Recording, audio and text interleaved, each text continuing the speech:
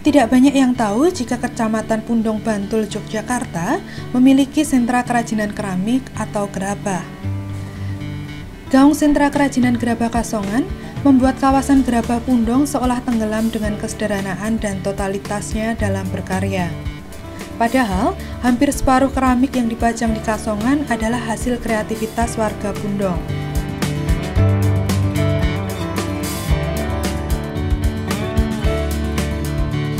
Kelurahan Panjangrejo, Pundong Bantul, Yogyakarta, sejak zaman pra-kemerdekaan sudah dikenal sebagai penghasil gerabah.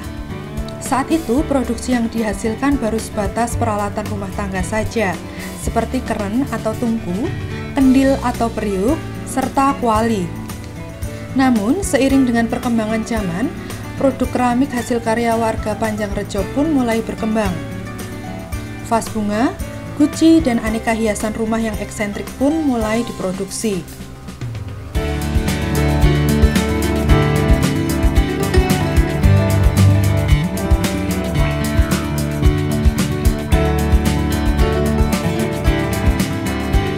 Meski sempat terpuruk pasca gempa bumi 2006 yang lalu, namun pengrajin gerabah di Desa Pundong Bantul, Yogyakarta ini tetap optimis mempertahankan usahanya membuat gerabah.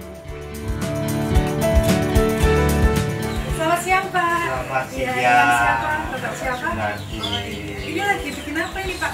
Ya, ini bikin gerabah sama teman. Udah lama, Pak, bikin gerabahnya? Sudah lama, sudah sejak tahun 97. 97. Ya, tapi eksis itu dari awal itu 99. 99, berarti cukup lama ya, Pak ya? Lama sekali. Terus nanti ada tanah, ada gempa. Waktu dulu kan eksis semua di wilayah ini, semua itu pada gerabah itu eksis. Terus karena gempa itu agak menurun, Mbak. Jadi saya tuh ya gimana ya? Saya tuh apa atau gimana ya, masih ada bantuan dari perguruan tinggi yang masuk juga ada itu membantu pikiran, bantuan pasar, masyarakat sudah. Pak, saya boleh minta izin untuk mencoba bikin, boleh Pak? Oh monggo, kalau tempat saya tuh Mbak tiba. Jadi kalau datang sini itu mau melihat monggo, mau ya kan namanya yang boleh ya, Pak, ya? Kerjaan tanah itu kan kotor, jadi monggo boleh aja monggo. Boleh ya, Pak? Boleh. Susah nggak sih, Pak? Ya coba bisa dibuktikan. Oke, Pak, saya akan coba.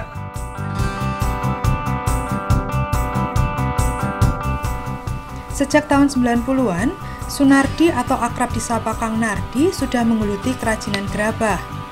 Berbekal warisan usaha dari orang tuanya, ia menekuni aneka perabotan rumah tangga yang dibuat dari gerabah, seperti kuali, kendil, dan keren. Namun, karena banyaknya produk rumah tangga berbahan logam, membuat usaha Kang Nardi pun menjadi lesu.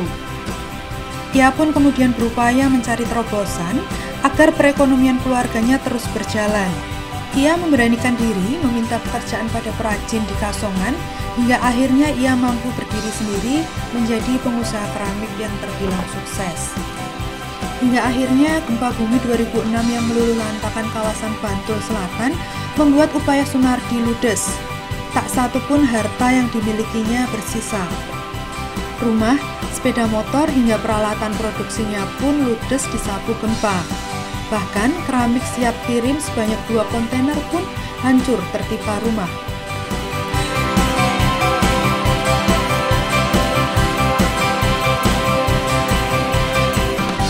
Butuh waktu lama bagi Sunardi untuk bisa kembali bangkit dan berjuang mendirikan kembali bengkel keramiknya.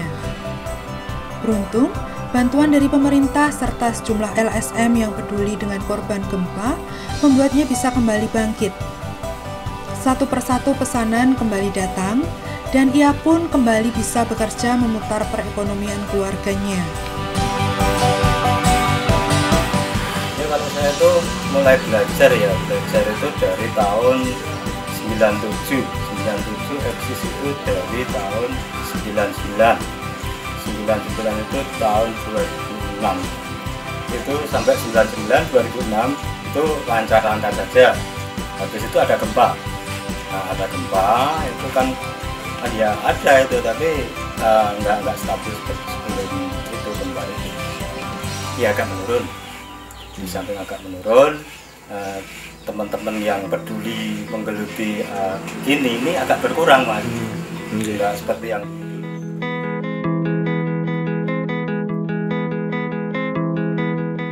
Namun dalam perjalanan Sunardi untuk bangkit bukan tanpa halangan. Beberapa calon pembeli sempat melarikan diri sehingga ia harus menderita sejumlah kerugian. Namun Sunardi tak mudah patah arang. Ia terus bangkit dan berupaya membesarkan kembali usahanya. Masalah kendala yang di sini itu masalah teman-teman yang menggeluti ini itu udah berkurang, nggak seperti dulu. Kalau dulu kan masih semangat menggeluti gerabah ini, senang sekali ini. Tapi sekarang pun berkurang. Apa itu nanti alasannya berkurang? Kurangnya apa? Perkumpulan itu. Kalau dulu kan perkumpulan eksis. Jadi nanti kalau menerima order banyak itu nanti bisa dibagi-bagikan. Nah, harapan saya itu kalau bisa itu si pengrajin itu bisa kumpul lagi, menyatu. Nanti kalau ada apa-apa kan bisa berembuk. Gitu. Harapan saya kayak itu.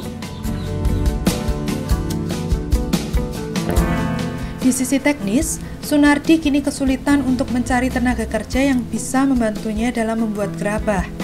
Pertumbuhan pabrik di Bantul yang cukup pesat dan menyerap banyak tenaga kerja dengan gaji yang lumayan, membuat warga desa di sekitarnya enggan untuk bergulat dengan tanah, mengadu kreativitas membentuk gerabah.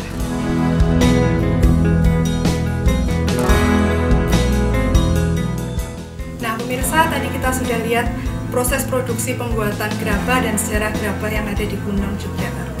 Nah, kita akan jalan-jalan lagi, lihat-lihat lagi kerajinan yang ada di gunung ini. Ayo kita lihat.